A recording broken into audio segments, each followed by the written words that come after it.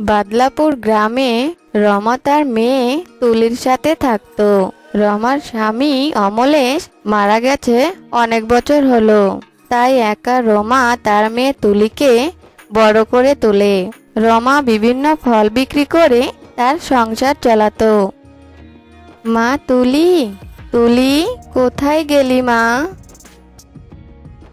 এই তো মা আমি। কি বলবি বলো?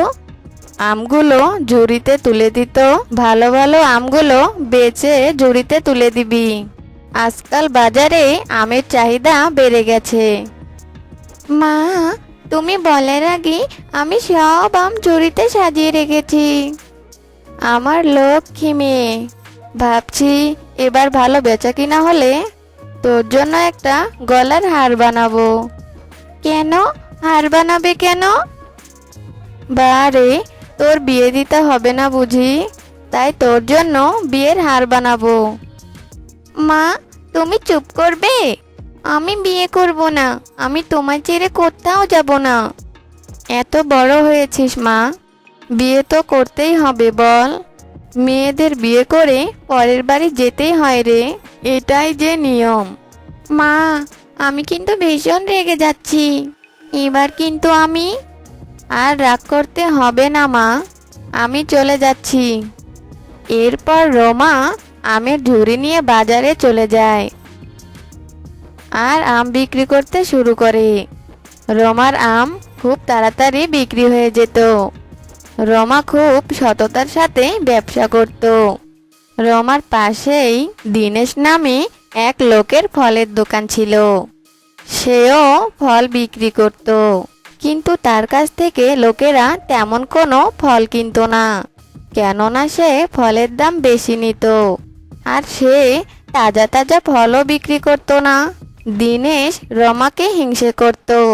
আর কিছুদিন পরে সেও দীনেশের মতো বাজারে দোকান দেয় আর ভালোভাবেই ফল বিক্রি করতে থাকে।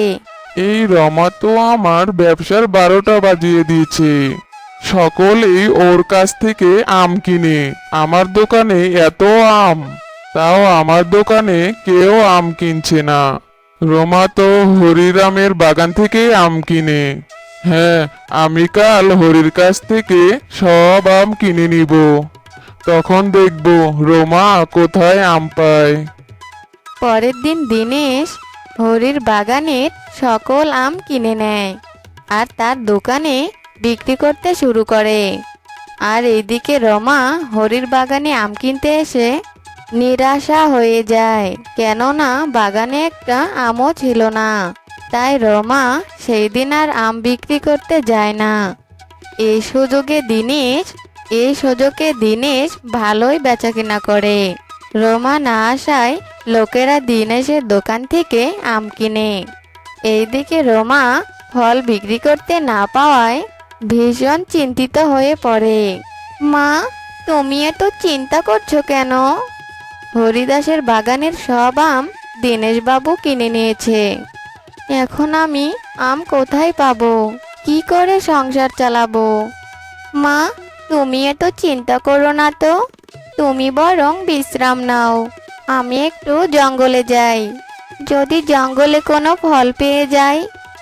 এই বলে তুলি জঙ্গলে যায় আর ফল খুঁজতে থাকে। কিন্তু তুলি জঙ্গলে ফল খুঁজে পাচ্ছিল না। কোথাও তো তেমন ফল পেলাম না। এখন কি করব?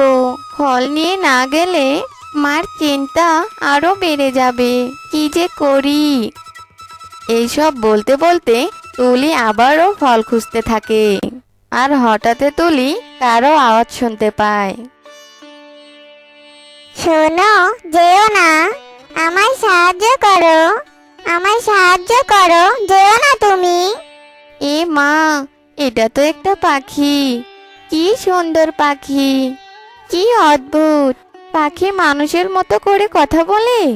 পাখি আবার কথাও বলে নাকি? আমি পাখি নই, আমার তোমার সাহায্যের প্রয়োজন। তুমি পাখি নও?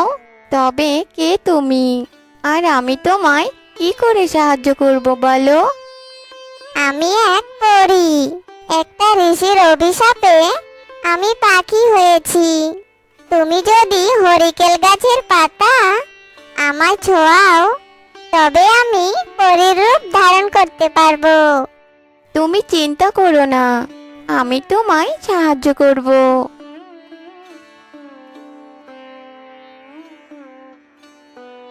এরপর তুলি হরিকেল গাছ খুঁজে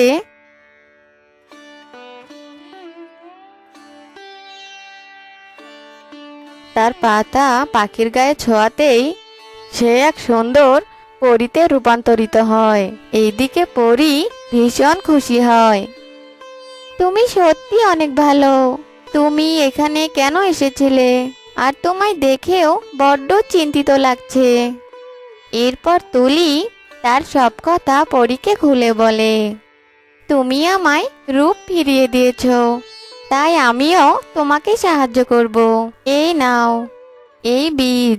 এটা কোনো যেন তেন বীজ নয়। এই বীজ তুমি মাটিতে রেখে যদি মন্ত্র পড়ো, তবে সাথে সাথে এই বীজ থেকে বিরাট এক গাছ বের হবে। আর সেই গাছ নানা রকমের ফলে পরিপূর্ণ থাকবে। এক গাছ থেকেই তুমি অনেক রকমের ফল পাবে। বীজটি নিয়ে বাড়িতে যাও। এরপর তুলি খুশি মনে বীজটি নিয়ে বাড়িতে চলে যায়।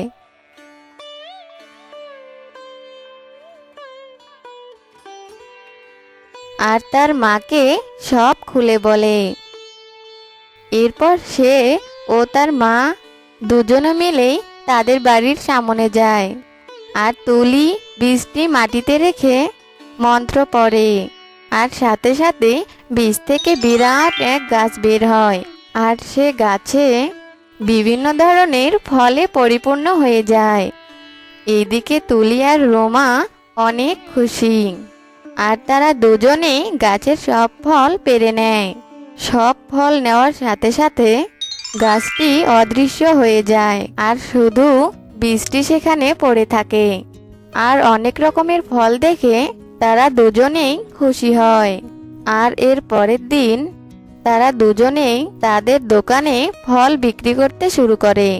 দিনেশ তো রমার দোকানের সতেজ ফল দেখে অবাক। গ্রামের সকলে আবারও রমার দোকানে ভিড় জমায় আর তার দোকান থেকে ফল কিনে। দিনেশের দোকানে কেউ যায় না। এভাবে প্রতিদিনই রমা ওই পরীর বীজের সাহায্যে বিভিন্ন ফল নেয় আর তা বাজারে বিক্রি করে লাভবান হতে থাকে।